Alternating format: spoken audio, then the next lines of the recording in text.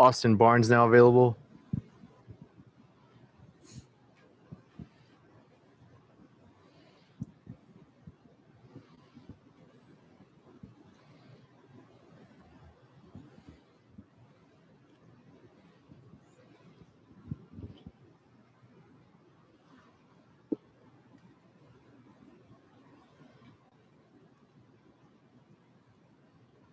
First question's from Alanna Rizzo. Go ahead. Hey, Austin, catching Bueller tonight, what's the first thing you're noticing in terms of his stuff when he's on? Yeah, to see how the fastball's playing, what off speeds, what's working which way. So you get kind of a good feel for him in the bullpen. I think you see how his ball's playing, and then you make adjustments from there. But, obviously we feel really good with having Lacques up there tonight. We've had this discussion before when he pitched the last time, but he really credited you as well as Will in times that Will's caught him as well with just the trust and how you particularly got him through those moments to allow him to be so calm. How much pride do you take in that when you're able to walk a guy through a really tough situation?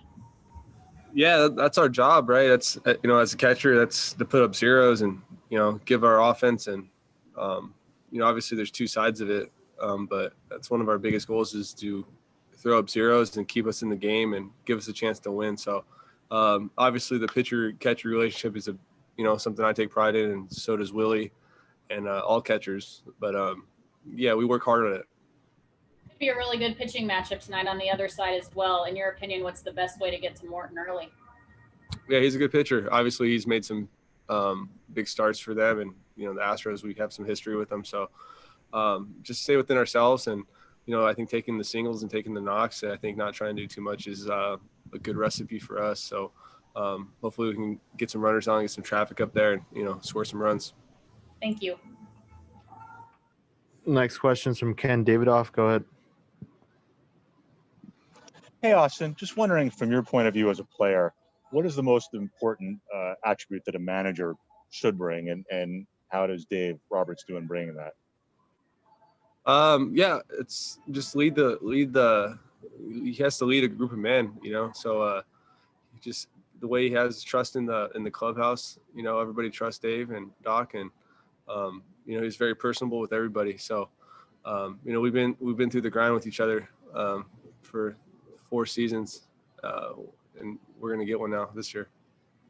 And just in terms of managing the pressure, and on this franchise in particular, just with 32 years and the payroll size, do you feel like he helps alleviate that pressure on a daily basis?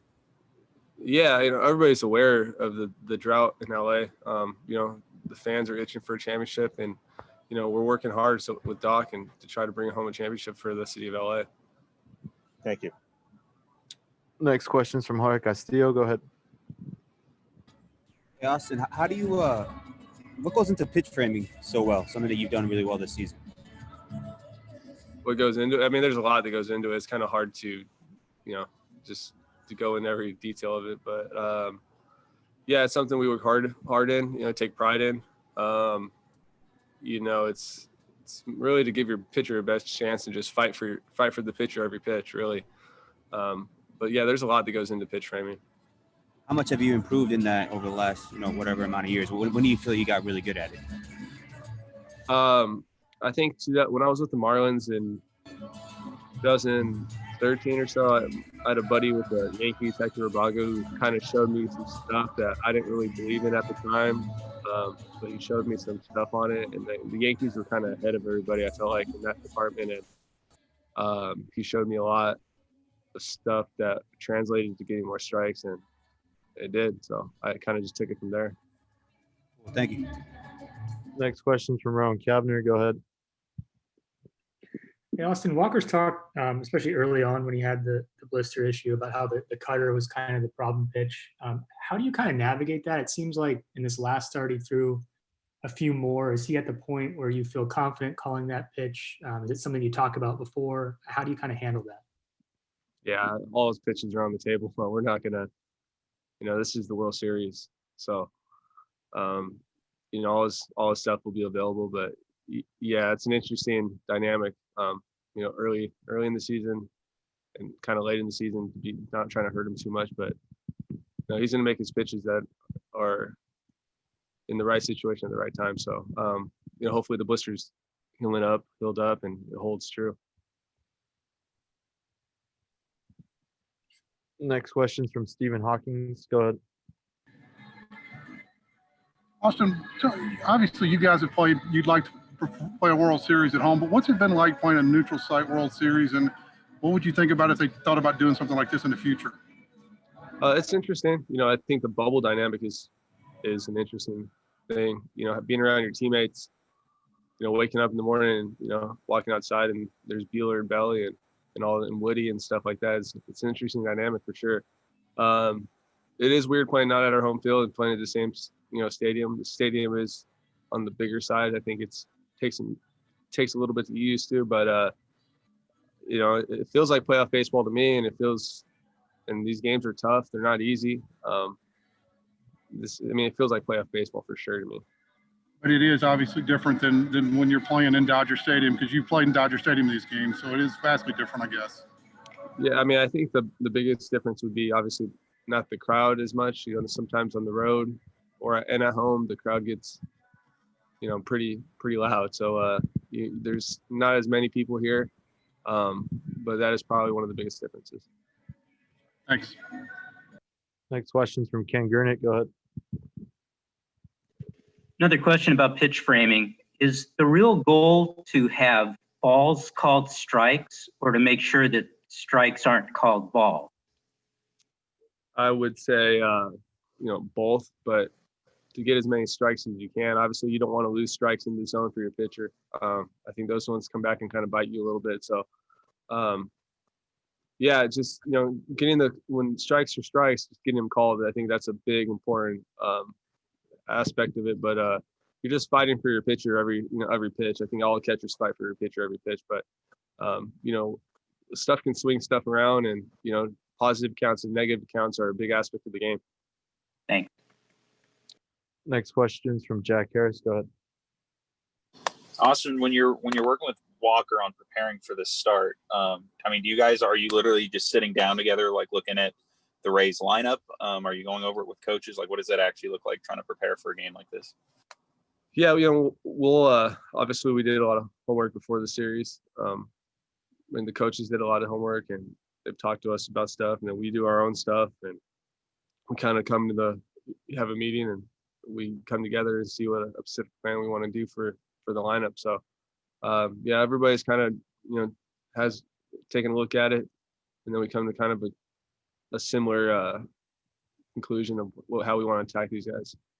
Is Walker a guy whose game plan changes a lot on the opponent, or is he a pitcher who especially just likes sticking to, his strengths or the pitches he likes throwing most? I think it's both. There's a fine line with it. I think he's adaptable. I think he can do more than just what he's comfortable with. But I think there's a fine line to meet in between that. Thank you. Next question from JP Hornstra. Go ahead. Walker's never going to use his blisters as an excuse for anything, but he's been out there making one really strong start after another. Are you surprised he's done as well as he has, and are we maybe underestimating how difficult it is to do what he's doing? With the blister, I think, it's not ideal for sure, but he's a big game pitcher, and he'll make big pitches. So he's the guy we want out there. He's done it for us in the past, and it's a guy that we rely on. So, we're surprised, or do we expect it? I don't know if either is fair, but he's our guy. Thank you. Next question from Gabe Lacques. Hey, Austin. What can you tell us about the development of Julio in recent years, the strides he's made as he's matured, and are you glad to see him kind of afforded the leash he'll get tomorrow and starting such a big game in Game 4? Yeah, I've always known the potential Julio has. The demeanor he has and the temperament, I thought he's kind of made for this kind of baseball. So he's not scared up there, that's for sure. So we love when Julio's out there. He's making big pitches for us, throwing some big innings, and I think he's going to continue to do that for us. I got time for one more. Go ahead, Jeff. Hey, for the first time since you guys have been playing here this postseason, the roof is going to be closed. Do you expect any differences in the way the ballpark plays? And then you've been outside today, so how glad are you that it is going to be closed? Yeah, it was chilly. I thought we were in Texas, but it's cold. But yeah, the only time I thought it kind of affected us was that one game where it was, I think Kirsch was pitching. It was super windy. The balls were doing kind of weird stuff. But besides then, it was playing kind of normal for me. But yeah, I don't think it'll be that big of a difference. All right, thank you. Thanks, Austin. Thanks.